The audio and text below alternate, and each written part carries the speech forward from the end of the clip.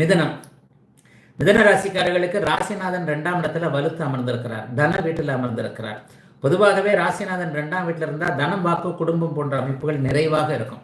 பணம் வரப்போகுதுன்னு அர்த்தம். இதுவரைக்கும் எந்தெந்த இடத்துல இருந்து பணம் கிடைக்கலையோ அந்தந்த இடத்துல எல்லாம் பணம் கிடைக்க போகிறது என்பது கண்டிப்பாக மிதன ராசிக்காரர்களுடைய ஒரு நல்ல அமைப்புகள் கண்டிப்பாக உண்டு. ஆகவே எதை பற்றியும் கவலைப்பட வேண்டாம்.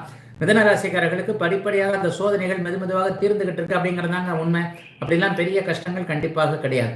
அதனையடுத்து பார்த்தீங்கன்னா 12ஆம் இடம் கூடுதல் சுபத்துவத்தோடு இருக்கிறது.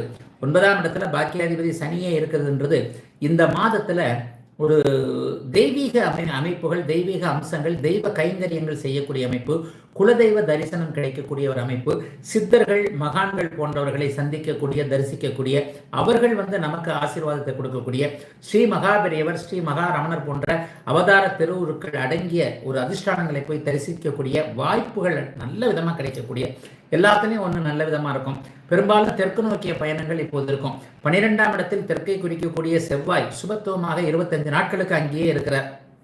அதுக்கப்புறம் தான் ராசிக்கு மாறுறார். அப்ப தெற்கு நோக்கிய பயணங்களின் மூலமாக மேன்மைகள் இருக்கக்கூடிய தன்மை, தெற்கே இருக்கக்கூடிய தெய்வ தரிசனங்கள் கிடைக்கக்கூடிய அமைப்பு, அல்லது சிலருக்கு சில அறிமுகங்கள் கிடைக்கக்கூடிய அமைப்பு.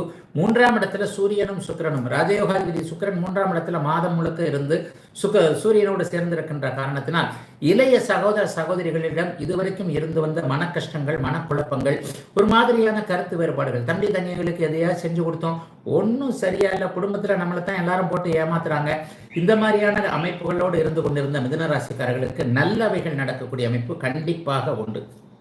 2ஆம் இடத்துல புதன் இருக்கிறது சொல் பலிக்கக்கூடிய ஒரு அமைப்பும் கூட. கடந்த காலத்தில் கடன் தொல்லைகளில் ஏமாந்து, கடன் தொல்லைகளில் ஒரு மாதிரி ஒளிஞ்சு மறைஞ்சு இருந்தவங்க எல்லாருக்குமே நேரடியாக போய் நின்று கடனை சமாளிக்கக்கூடிய அளவிற்கு பண வரவுகள் வரக்கூடிய அமைப்பு. கடந்த அமைப்புகளில் இமேஜ் கெட்டு போனவங்க, இந்த ஆளுடைய வாக்கு சொன்னமா நடந்துக்க மாட்டாரியா, இந்த மாதிரியான விஷயங்கள்ல இமேஜ் கெட்டு போனவர்கள் அனைவருக்குமே மிகப்பெரிய நல்லவைகள் நடக்கக்கூடிய அமைப்பு. கையில் காசு வந்தாலே கௌரவத்தை கட்டி காப்பாற்றல இல்லையா, அந்த மாதிரியான கௌரவத்தை கட்டி காப்பாற்றக்கூடிய நல்லவைகள் நடக்கக்கூடிய யோக மாதமாகவே இந்த மாதம் கண்டிப்பாக இருக்கும். ஆகவே மிதுன ராசிக்காரர்களுக்கு அப்படி ஒன்றும் பெரிய சோதனைகள் நிச்சயமாக இருக்காது. அதிலும் குறிப்பாக இளம் பெண்கள், இளம் ஆண்கள் இருவருக்குமே வேலை அமைப்புகளில் கடந்த காலங்களில் இருந்து வந்த தொல்லைகள், கஷ்டங்கள் அனைத்தும் தீரக்கூடிய ஒரு மிகச்சிறந்த அனைத்தும் கிடைக்கக்கூடிய நல்ல மாதமாகவே இந்த மாதம் அமைஞ்சிருக்கு. பெண்களுக்கு இன்னும் கூடுதல் நன்மைன்னு தான் சொல்லுவேன். அப்படியெல்லாம் ஒன்றும் பெரிய கஷ்டங்கள் இருக்காது.